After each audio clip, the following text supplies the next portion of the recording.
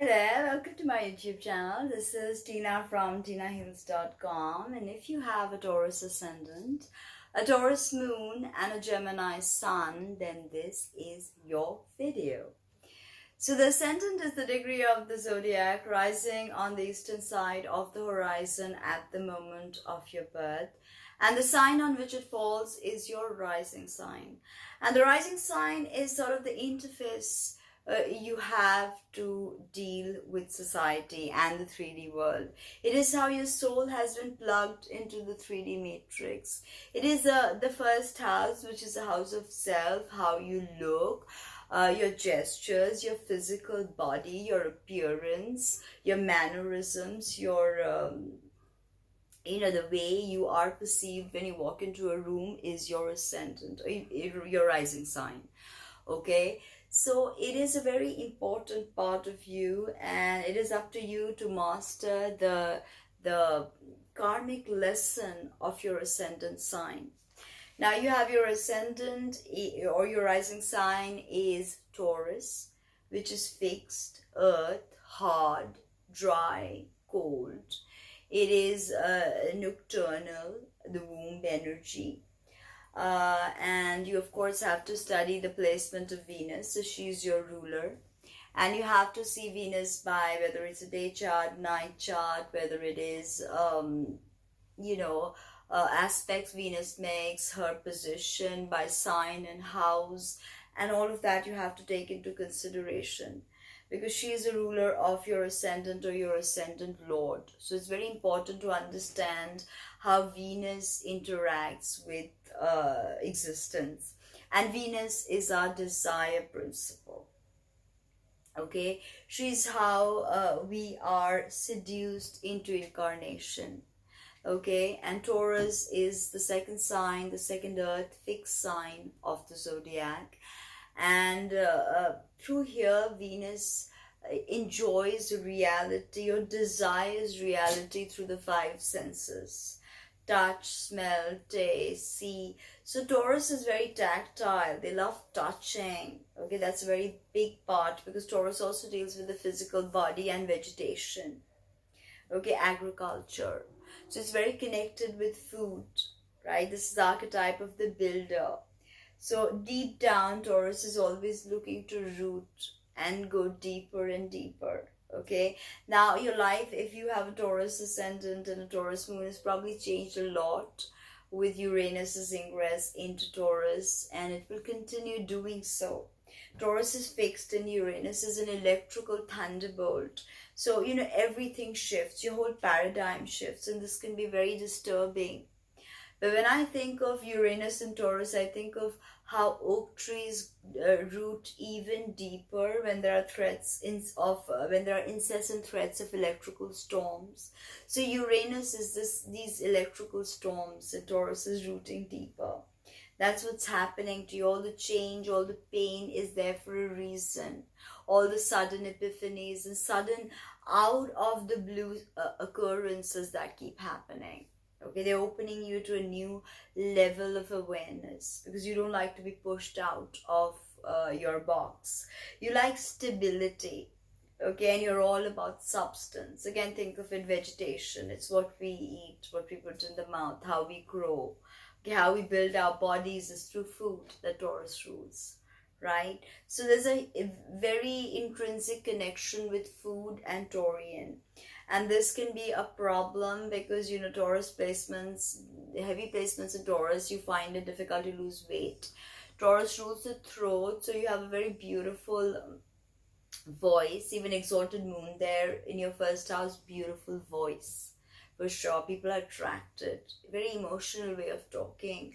But if you have thyroid issues, which again is ruled by Taurus, then you could have imbalances with hormones and weight gain, and that will be impossible to lose. Even that exalted moon can function to your detriment, and you can have a huge sweet tooth that actually makes you put on a lot of weight and makes you unhealthy.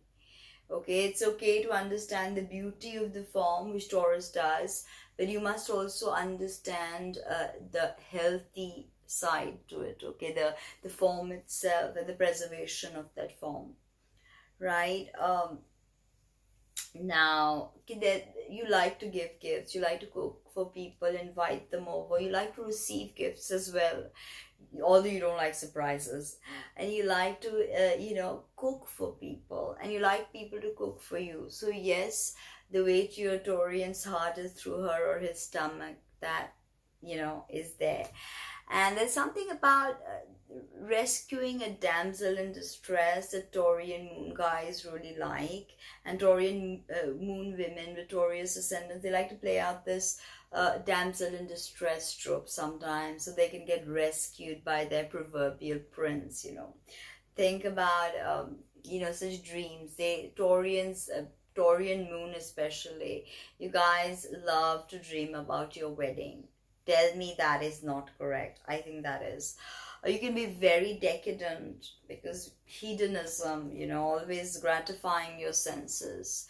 You can be very hedonistic and very enmeshed in materialism, consume, eat, okay, buy, hoard. All of this can be a huge problem. But you're a fertile energy, so take care of that if you're not looking at getting pregnant or getting somebody pregnant. Okay, an exaltation of the moon there. So menstrual cycles can also be quite, erratic. Especially you have to look at the placement of Venus. Okay. Now, there's a controlling side to Taurus. The bull sees red, rage, anger, violence. Yeah, that could happen. Very stubborn. Can be awkward sometimes. Okay. But they have the endurance. Okay. They want commitment from you. Oh my God. If you're not committed, they can get very jealous, very possessive. They can be very, very possessive. Connected to the Muladhara chakra and the Sephiroth Malkut, which is again vegetation, the physical earth, okay, the reality we experience with our five senses, right? Now, the thing with Taurus, it loves functionality, it loves beauty, it loves the arts, it loves, congregations. It likes all things Venusian. So sometimes if taken to excesses, they can't get out of that. And yeah, it's okay to want security, stability. For Taurus moon, safety, security is very important. The moon is who you are when the Yangian mask of the ascendant comes off. It is our mother, our emotions, how we connect, our imagination, our psychic awareness, the yin part of it, part of us. It is our wound energy, how we nurture, how we were nurtured, how we will be as mothers. And of course, it speaks of our mother. So your mother was probably very artistic, and first house moon in exaltation means she was quite creative, probably a singer or some kind of, even working with the beauty industry is huge for Taurus.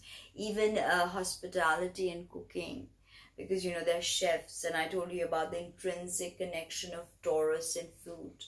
So you'll see them in banking, of course, finances that Venus rules, or also films, because they like to produce these Venusian films. You can see them in hotels, restaurants, and art exhibitions and all such places. Of stock markets. Taurus loves the stock market. They love working, especially put your Mercury in there. So you're very functional with your logical thinking. And Taurus can be quite logical. Okay, they're not illogical people. As Stephen Forrest, the eminent astrologer, says, the Taurus is not just about money. At an even more fundamental level, it represents nature itself and the survival resources it provides us. So there's so much more to Taurus than just buy, obey, consume. Now, moving on to your sun, which is your father, as moon is the mother. The sun is how you shine in the world, your leadership abilities, your your healthy sense of ego, not your destructive ego. Okay, your soul's journey is the sun, the hero's journey. Okay, the Joseph Campbell's hero's journey is the sun's journey, the movement of the sun. So you have your sun in Gemini. Sun is friendly with Mercury, so this is a good placement for the sun.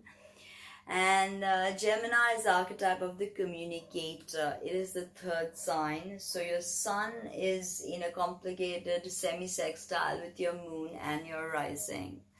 So this can create problems like your emotions and your goals and ambitions are not, flowing smoothly, or the way the world perceives you and the way you want the world to perceive you is not fluid either. So this the sun in Gemini has an inherent need to communicate, to express, to share. They can be gossip mongers, and there's a tremendous duality with Gemini. Okay, it is the first time that we see the zodiac express itself through duality. Two faces, the two twins of Gemini. Gemini rules the lungs. Again, twining, two twins. Okay, the lungs there rules the extremities. Hands again, everything. The minute Aries rules the head, Taurus the throat, and with Gemini we have the splitting up, the two. Okay, now two can be coupling, two can also be destruction, okay, or breakaway. So that is something the Gemini archetype is incessantly figuring out. Because Gemini wants to communicate and they cannot concentrate on anything. But I think you'll do amazing as a blogger because your sun will be able to write all the Venusian experiences your moon, your exalted moon is going through. Food blogger, journalist, some fashion journalists, those fashion runway journalists, those people who even take pictures. Although Gemini's not pictures, it is Neptunus pictures, but Gemini is still more written content. Anything office administration. So if you're in a banking system, you understand the administrative side as well. So, you could rise very well with communication, shining in the world through your communicative skills as a sun in Gemini. Okay, and this is a solid second house sun. Second house is the house of Taurus. So this is about values, what we value, what resources are available to us, money, and what the resources we come with. So having a second house sun means you will achieve success in life. You will see money because, once you understand all about the beauty in all forms and beauty of existence. And Taurus has difficult experiences, of course, because you think about it, their 7th house is Scorpio. So there's a lot of friction with relationships and there could be secrets. But Taurus is always looking at embodiment of spirit. And when we think of Gemini and we think of Taurus, they're really different from one another. Gemini is mutable, so very easily impressionable. It is air, and air scatters. And it's the domain of Mercury, which is all things, in the intellect and calculations and office work. And, Mercury also ruled thieves. So Mercury was quite the trickster. So again, the placement of Mercury by house, sign, and day, night, and all of that will tell you what kind of a communicator you are. Are you more of the spiritual type or are you more practical? Because with Sun in Gemini, you're very youthful energy. You're forever youthful and you're very hungry for new experiences. So there is no grounding with your Gemini Sun and no completion. So hopefully Taurus, your exalted moon in Taurus is giving you the impetus to complete things. There is a need with your Gemini Sun to start new things, meet new people, have new relationships. And Taurus wants to stay in the same relationship and make it work. And Gemini wants to run away at, the first sign of trouble. So there is also that duality and that polarity playing out. So how has this played out for you? Let me know in the comments below, and don't keep smoking, because Gemini rules the lungs. So placement of your sun will also tell you a lot about your lung health. So thank you so much for watching, subscribing, and book your reading. Bye.